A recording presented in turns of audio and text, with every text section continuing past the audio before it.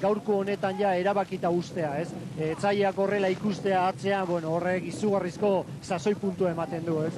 Bueno, basuek ere etxetik pixka bat animatzeko, berriz ere, hasieran egin dugun bezala, gure lehiaketaren berri eman nahi dizuet. Ez ahaztu, baduzuela gure oizko telefonoa, 906-34 zenbakiduna, zuen irabazlea azaltzeko. Hau da, bandera nork irabaziko duen esateko, eta jakina, gauzak erresegi eskartzeko, hori zailtzea erabaki dugu, eta asmatu behar duzuena zera da. Nork irabaziko duen bandera, eta zailkapen nagusian, bi egunetako batuketak egin eta gero, bigarrengoari zenbat segundu kenduko dizkio. Eta nere galdera badua Baserriri. Zenbat, Baserri? Bueno, gaurkoa ikusirik nik uste dut datorren igandean desente, ez? Bi eunak batuta, agian 15, 20 bat agian, Bueno, edozein kasutan ez dezaguna astu, hemen estropada ere honetan, eta itxaso zabalean lana eginda, 10 segundu badela diferentzia, eta ez dela. Hau da, itxasoa bare baldin badago, 10 segundu desente dira. Estropada lasai xamar planteatzeko moduan. Hau da, indurainen tankerara, aurrez lortutako abantaila eusteko. Itxaso txarra baldin badago, 10 segundu, inoiz ez da gauza asko, eta Donostiako estropada ere muan, are eta gutxiago, hori ere ezin da astu Baserri. Dudarik ez dago, ez? Oraingoz ikusten ditugun abantaila hauek, izketan ari gara lehenengo txandakin, oraindik bigarrengoa egitekoa da, eta bueno, gertatzen dira, ez? Normalki, bigarren txandarako, taldeak ez dute nahi izaten, zatik haize pixka bat eta altxatzen da, eta baina, badira urteak ere bigarren txandortan izugarrizko denboak egin direla, orduan hori dena idean dago. Eta gainera, untzi batzuk, bai Donibaneko, eta bai Hondarribia, Trintxerperen debuta izango da Kontxan, eta horrek beste presio bat igual erantziko dio Pako Raban utziari. Donibaneko eta Hondarribia behar bada beste estropada bat egitera irtengo dira. Behar bada elkarren aurkakoa, ez hemen gertatzen ari den bezala hori oso aurretik eta besteak atzean psikologikoki pixkat errenago, ez? Behar bada diferentzi txikiagoa baldin badago Donibaneko eta Hondarribiaren artean, bientzat mesedegarri izan daiteke hori bigarren txandan. Nik uste dut, bien arteko lehia horrek, bilei eraman hasiko die, lehenengo txandan egiteko denbo horreta hurbiltzeko edo aurrera pasa eta puskatzeko, ez? Nik uste dut talde hauek orain burruka daukatela hiruak beren artean, ez? Ikusi dute San Pedro ez dute ikusten, Uberarik ere ez dute ikusiko, eta hor dago, patroiak esango die referentzia, baina alden eta denbo gutxiena ateratzeko moduko lan horretan jarraituko die. Aizu Baserri, diferentzia geroz eta handiagoa da, Aspaldiko urte hauetan txanda batean, eta ez dezaguna astu hemen favorito nagusienak ditugula, jakina ohore guztia eta errespeto guztia zor diegu Donibaneko, Hondarribia, Trintxerpe eta Donostia Arrauni, baina ikusirik favorito nagusitzat txanda honetako untziak genituela, bai Orio, bai Tiran, baita ere San Pedro, maila batean, baita ere Kostape. Orduan, hori aurrez jakinda, inortxok ez zuen gaur pronostikotan jarriko, Oriok hain errez irabazi behar zuenik txanda hau. Zeren okerrik espada, 10 segunduak txiki geldituko dira. Hemen une honetan 15 bat segundu izango dira Baserri.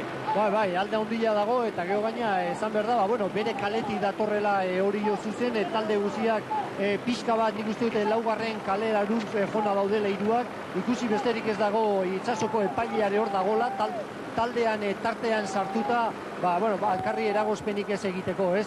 Nik uste dute hori jona, duda zegoen eta keska zegoen, zatik denboraldian zehar ez da izan, talde irabazle bat, hola nabarmena, ez? Ibili dira taldeak, probaketak direla eta pixka bat lekuak aldatuz, lehenengo leku horiek.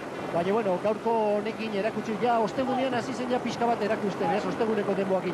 Eta gaur erakutsi du taldea hor dagola eta oso indartzu, ez? Beitu, guk hartutako denborak eta esango dizuet Hitlaren parean, ari naiz behin eta berriz esaten gaudela, Oriok hor 16 segundutako abantaila, 17:45 hartu diot hori, 18-0 bat San Pedrori, beraz 16 segundu, asko dira, segundo asko dira, eta nik uste dut, ez da asko gertatzen falta, baina agian beste segundo bat aterako dute, lehen esan duguna, ez posaren posez doaz, ikusirik beste hiru taldeak atzean daudela, eta pixka bat jungo dire puskatzeare beste txandakin ez gertatzeko uste gabe bat, ez?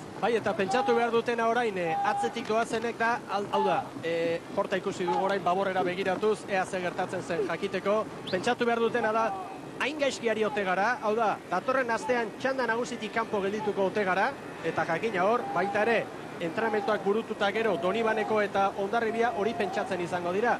Zer arraio gertatzen ari da txanda honetan? Bai, dudarik ez dago, ez? Pentsatzen zen kezka hori, nik uste dute goiti bera den apurtu dula hori jo, puskatu egin du, eta orain hor dago, bigarren txandakoak, honorezko txanda horretan, nortzuk sartzen dira, nik uste dut kezka handia horrengo dela, ez?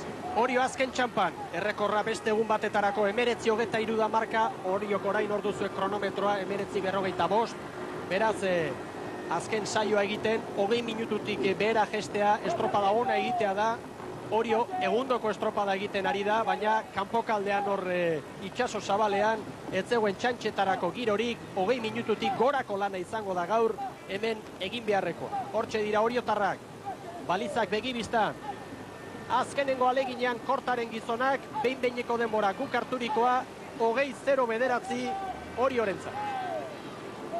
Hortxe ditugu bigarren postuaren bila San Pedro eta Kostape. San Pedro aurretik dator. San Pedro bigarren postuan beraz. Pare bat segundu, olako bat izan daiteke. Oraintxe San Pedro, 20:28, segundu bat gehiago emango diogu. Behin-behineko datua dau jakina Kostaperi, hemen dator tiran. 20:19, inoiz baino provisionalagoak denbora hauek jakina, urrutitik harturikoak direlako, baina gauzak argi eta garbi ikusi behintzat ikusi ditugu. Orio nagusi, 20:09. Bigarrengo, 20:28, beraz ikusi nolako diferentzia, 19 bat segundu, okertu bagara ere, distantzia tarteko dela, 17-18 segundu badira. Eta hirugarren Kostaperentzat, segundu bat gehiago, beraz, minutu erdiren bueltan, Kostape eta atzeraxeago oraindik beste 8-10 segundu tiran. Koldalalur, denbora zehatzik baduzu hor, edo oraindik goizegi da? Oraindik goizegi da, baina, hemen epaileak esaten ari diren denborak hori etxek dira. 20:09 Oriorentzat, 20:28 San Pedrorentzat, segundu bat gehiago Kostaperentzat, eta gero tirani 20:18 hortxe eman diote, eta Jose Julian Olaza dugu.